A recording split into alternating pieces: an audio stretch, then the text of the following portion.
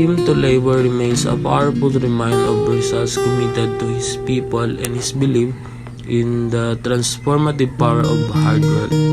It continues to inspire Filipinos to strive for a better future for themselves and their nation.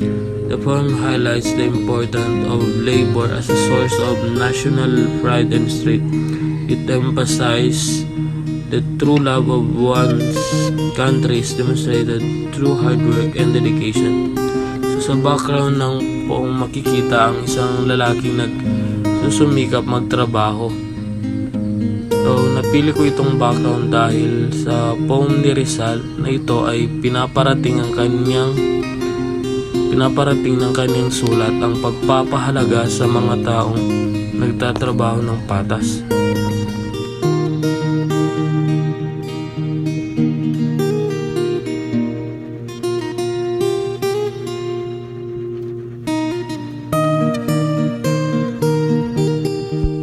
This poem highlights the importance of loving and valuing one's native language. So, sa pagpapayaman o pagtangkilik sa ating sariling wika ay isang malakas na armas para sa ikakabuti ng ating bansa. So, sa background ng poem, makikita ang lalaking hawak-hawak ang watawat. So, napili ko ito dahil nagpapakita ito ng pagmamahal sa ating bayan at pagmamahal sa ating wika.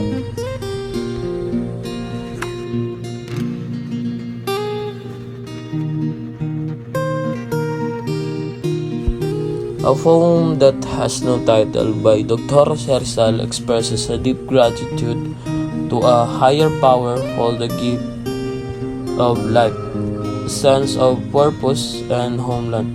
The main message is one of appreciation for these blessings.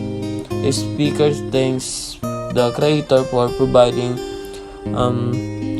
solace during difficult times and for guiding them toward a life of goodness.